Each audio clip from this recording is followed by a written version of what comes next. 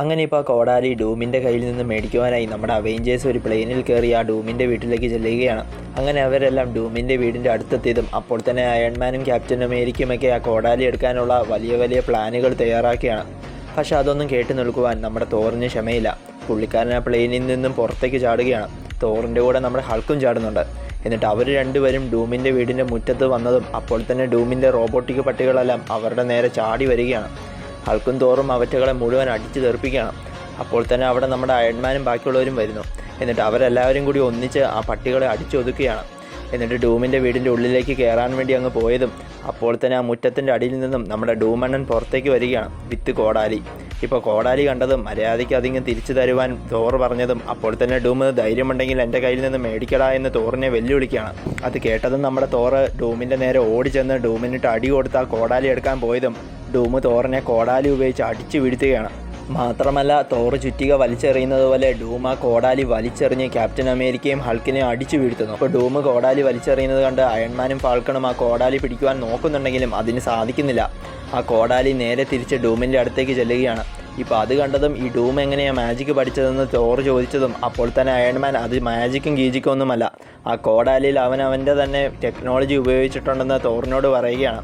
അങ്ങനെ ഇപ്പോൾ ഡൂം ആ കോടാലി കൊണ്ട് താൻ നിൽക്കുന്ന ആ മുറ്റത്ത് ഒന്ന് ആഞ്ഞു വെട്ടിയതും അപ്പോൾ തന്നെ അവിടം തൊട്ട് അടുത്തുള്ള സിറ്റി വരെ രണ്ടായി പിളരുകയാണ്. അത് കണ്ട് ഞെട്ടിപ്പോയ തോറ് ഡൂമിനോട് നീ ഇപ്പോൾ ചെയ്തത് എന്താണെന്ന് നിനക്കറിയാമോ എന്ന് ചോദിച്ചതും അപ്പോൾ തന്നെ ഡൂം തനിക്കറിയാമെന്നും നീ പേടിക്കുന്ന ആ കാര്യം ഇപ്പോൾ ഇവിടെ സംഭവിക്കാൻ പോവുകയാണെന്നും തോറിനോട് പറയുകയാണ്. അത് കേട്ടതും അയൺമാനും ബാക്കിയുള്ളവരും എന്താണ് സംഭവിക്കാൻ പോകുന്നതെന്ന് നോക്കിക്കാണുന്നു. ഇപ്പോൾ ആ രണ്ടായി പിളർന്ന സ്ഥലത്തു നിന്നും ഒരു വലിയ പാമ്പ്, അതും രണ്ട് കൈയുള്ള ഒരു പാമ്പ് എഴുന്നേറ്റ് വരികയാണ്. അത് കണ്ടതും അയൺമാൻ ഇതെന്തുവാ സാധനമെന്ന് തോറിനോട് ചോദിച്ചതും തോർ ഇതാണ് എല്ലാത്തിനെയും നശിപ്പിക്കുന്ന മിഡ്ഗാർഡ് സെർപ്പൻ്റ് എന്ന് അവരോട് പറയുകയാണ്. മാത്രമല്ല ഈ ഭീകരജീവി ഇനിയും വലുതായി ഈ ഭൂമിയെ തന്നെ നശിപ്പിക്കുമെന്നും തോർ അവരോട് പറയുന്നു.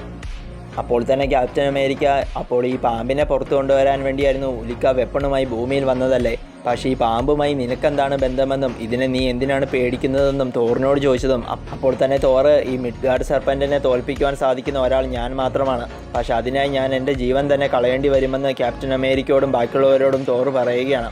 അന്നേരം തന്നെ അയൺമാൻ നീ ഇങ്ങനെ പേടിക്കാതെ, ഇത് വെറും ഒരു പാമ്പ് മാത്രമാണ്, കുറച്ച് വലിപ്പവും രണ്ട് കൈയും ഉണ്ടെന്നേ ഉള്ളൂ, ഒരു കന്നാസ് മണ്ണെണ്ണ ഉപയോഗിച്ച് നമുക്കിവനെ നിർത്തി കത്തിക്കാമെന്ന് തോറിനോട് പറയുകയാണ്. അപ്പോൾ തന്നെ ഹൾക്കും വന്നിട്ട് തോറിനോട് നീ ആ പാമ്പിനെ കണ്ട് പേടിക്കൊന്നും വേണ്ട, ഞാനിപ്പോൾ ആ പാമ്പിനെ വാലിൽ തൂക്കി നിലത്തടിക്കുന്നത് നിനക്ക് കാണിച്ചു തരാം, വേണമെങ്കിൽ ഫോണിൽ വീഡിയോ ആയിട്ട് എടുത്തു വെച്ചോ, വല്ലപ്പോഴും ഇരുന്ന് കാണാമെന്നും പറഞ്ഞ് ഹൾക്ക് ആ ഭീകരജീവിയുടെ നേരെ പോവുകയാണ്. അപ്പോൾ തന്നെ തോറ് പോകരുതെന്ന് ഹൾക്കിനോട് പറയുന്നുണ്ടെങ്കിലും ഹൾക്ക് കേൾക്കുന്നില്ല.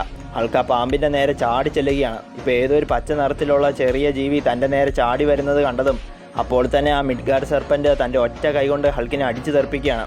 ഇപ്പോൾ ഹൾക്ക് അടികൊണ്ട് ആകാശത്തോടെ പറന്നു പോകുന്നത് കണ്ട് നമ്മുടെ അയൺമാനും ബാക്കിയുള്ളവരും ഞെട്ടിപ്പോവുകയാണ്. മാത്രമല്ല അയൺമാൻ തോറിനോട് താൻ നേരത്തെ മണ്ണെണ്ണ ഉപയോഗിച്ച് ഈ പാമ്പിനെ കൊല്ലാമെന്ന് പറഞ്ഞതിന് സോറി ചോദിക്കുകയും ചെയ്യുന്നു. എന്നിട്ട് ഉടനെ ഫാൾക്കൻ്റെ അടുത്ത് പോയിട്ട് ഇപ്പോൾ ആകാശത്തിൽ ഒരു പച്ച നിറത്തിലുള്ള ഒരു സാധനം പറന്നു പോയത് നീ കണ്ടില്ലേ, വേഗം അതിനെ പെറുക്കിയെടുത്തുകൊണ്ട് വരാൻ അയൺമാൻ ഫാൾക്കനോട് പറഞ്ഞതും അപ്പോൾ തന്നെ ഫാൾക്കൺ ഹൾക്കിനെ തിരിച്ചു കൊണ്ടുവരാനായി അവിടുന്ന് പോവുകയാണ്.